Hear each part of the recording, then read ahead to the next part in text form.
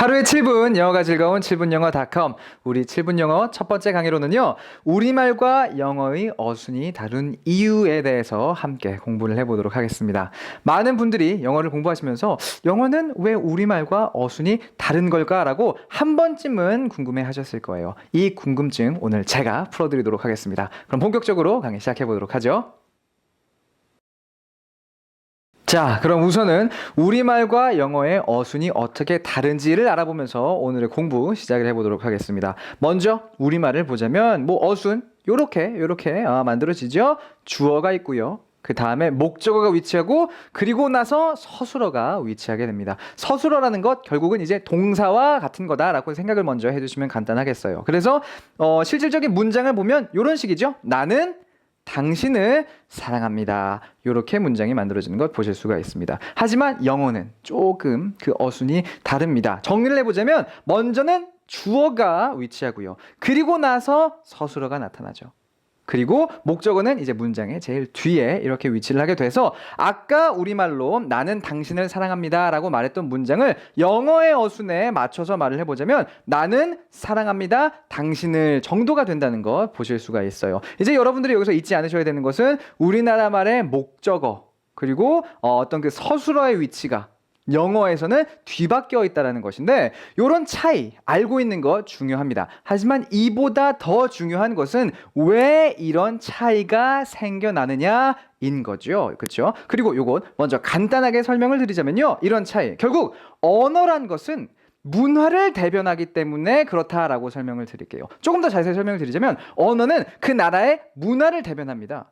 근데 우리나라 문화와 영어권 나라들의 문화가 다르다 보니까 그런 차이가 언어의 어순에서도 드러나게 되는 거예요. 결국 왜 이 두 언어의 어순이 다를까를 이해하기 위해서는요. 우리나라의 문화와 영어권 나라들의 문화를 이해해 줘야 되는 거죠.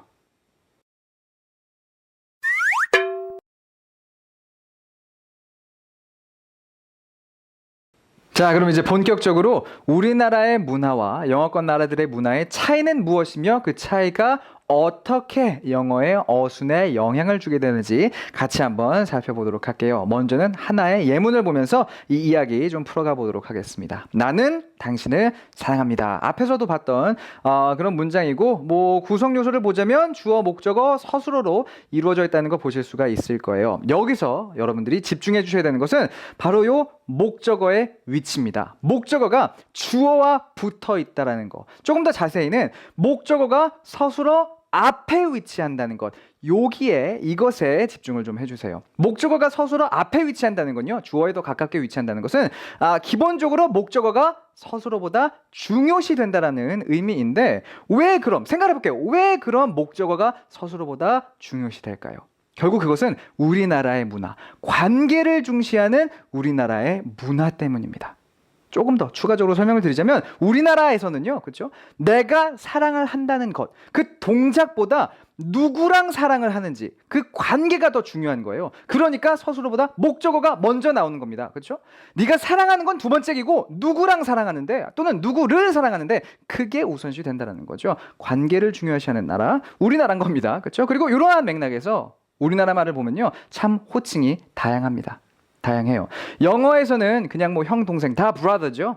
그렇죠? 그리고 언니 다 sister입니다. 근데 우리나라는 어떻습니까? 여자가 부르면 언니고 남자가 부르면 누나고 호칭이 이렇게 다양한 것도 결국은 관계를 중요시하는 우리나라의 어떤 그 문화적 특성이 언어에서 드러나는 것이라고 생각을 해주시면 되겠어요.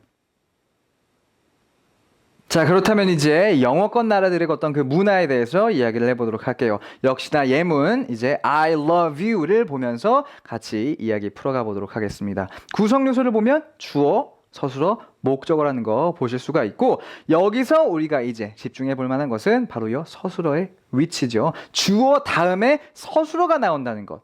조금 더 자세히는 서술어가 목적어보다 앞에 위치하다는 것. 결국 서술어가 목적어보다 더 중요하게 다뤄진다는 것. 여기에 우리가 신경을 쓸 필요가 있겠는데 왜 그럴까요? 결국 이것은요. 우리나라와 다르게 관계를 중요시하는 우리나라와 다르게 서양권, 그렇죠? 굳이 영어권이 아닙니다. 그냥 서양의 나라들은 개인주의를 중시하기 때문에 그렇습니다. 그러니까 내가 누군가를 사랑한다고 말할 때 누군가보다 관계보단 내가 사랑한다는 그 사실, 내 동작을 먼저 말하는 거예요. 그렇죠? 관계보다는 내가 누구를 사랑하냐보다는 내가 사랑한다는 사실, 내 이야기를 먼저 하고자 하는 결국 그런 개인주의적인 사상이 영어에도 드러나 있는 겁니다. 그래서 서술어가 주어 다음에 이렇게 위치를 하게 되는 거죠. 그리고 이러한 비슷한 맥락에서요, 사실 영어를 보자면 이제 문장 구성 요소가 생략되는 경우가 우리나라 말보다 덜하다는 거, 적다는 것을 보실 수가 있어요. 이건 또 무슨 얘기냐? 제가 조금 더 자세히 설명을 한번 드려보도록 할게요.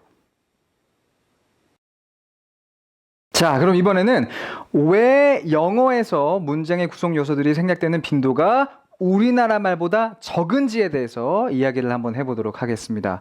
근데 사실 이 이야기를 하기에 앞서서 여러분들 문장 구성 요소가 생략된다고 이건 또 무슨 말이지?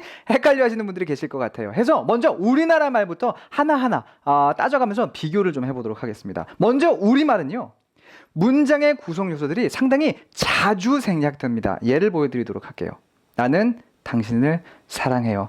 이렇게 말해도 됩니다. 이게 뭐 문법적으로는 옳은 문장이다라고 우리가 부를 수 있는 그런 문장이죠. 근데 실제로 우리 이렇게 말합니까? 이렇게 말하지 않아요. 어떻게 말합니까? 주어, 나는 이런 거 곧잘 생략하곤 합니다. 해서 당신을 사랑해요. 이런 식으로 많이 말을 해요. 근데 이보다도 더 우리는 줄여서 말합니다. 어떻게? 목적어, 당신은 이런 것도 없어요. 그냥 어떻게 말합니까? 보통은 사랑해요 라고 말을 하죠. 이게 제가 앞에서 설명을 드린 문장 구성 요소의 생략인 거예요. 그렇죠? 주어, 목적어 이런 거 없이 동사로만 말을 해도 우리는 다 알아듣습니다. 근데 이쯤 돼서 여러분들이 한 가지 궁금해하실 만한 것은 바로 이런 거죠. 앞에서는 우리나라에서는 뭐 관계를 중요시하기 때문에 주어 다음에 목적어가 온다며, 근데 보니까 주어 목적어 다 생략됐는데 뭘 중요시한다는 거지? 이런 생각을 하실 수가 있어요. 여기서 여러분들이 이해해 주셔야 되는 것은 바로 이겁니다. 우리나라는요, 우리들의 문화는요, 언제나 관계에 대해서 신경을 써요. 그렇기 때문에 주어와 목적어가 생략이 되고 서술어만 누군가가 말을 해도요, 그것을 관계에 신경 쓰는 이 마음을 가지고 해석을 하기 때문에 눈치껏 모든 것들을 다 이해할 수가 있는 겁니다. 언제나 관계에 신경을 쓰고 있기 때문에. 이해가 되시죠? 근데 영어는 약간 이야기가 달라요. 어떻게 다르냐? 역시나 같은 예를 보면서, 같은 예문을 보면서 이야기를 해보도록 할게요. I love you. 앞에서 했던 것과 같이 하나씩 지워보겠습니다. 주어 먼저 지울게요. 그러면 이제 love you가 남고요. 여기서 목적어도 빼볼게요. 그럼 뭐만 남습니까? love만 남게 되죠. 상상을 한번 해보도록 하죠. 여러분들이 지나가는 사람을 딱 붙잡고요, love라고 말하면 그 사람은 이 문장을 어떻게 해석할까요? 이 사람이 나를 사랑한다는구나 라고 해석하는 것보단 보통은 나보고 사랑하라네 라는 어떤 그런 명령문으로서 이 단어 해석을 할 겁니다. 전혀 우리가 의도하는 바와는 다르죠. 우리나라 말과 영어에 또 이런 차이가 있네 라고 느껴질 건데, 이것은 왜 그럴까요? 결국 다시 한번 이것은 어떤 그런 서양 문화의 개인 사상, 여기로 돌아가야 돼요. 개인주의 사상에 대해서 말이죠. 그들은 관계에 대해서 우리만큼 신경을 쓰지 않기 때문에 누가 주어죠? 누구를, 이런 목적어를 함께 말해주지 않으면 문장 자체가 잘 받아들여지지가 않는 겁니다. 동사만, 서술어만 가지고는 상황 파악이 잘 안 되는 거예요. 왜? 다시 한번 말씀드릴게요. 우리들만큼 관계에 신경을 쓰지는 않기 때문에. 그런 맥락에서 결국 영어를 말할 때는 이러한 문장 구성 요소들이 우리나라 말에서만큼 자주는 생략되지 않는다는 것 기억을 해주실 필요가 있는 거죠. 자, 이렇게 해서 오늘 강의에서는 우리말과 영어의 어순의 차이에 대해서 함께 공부를 해봤습니다.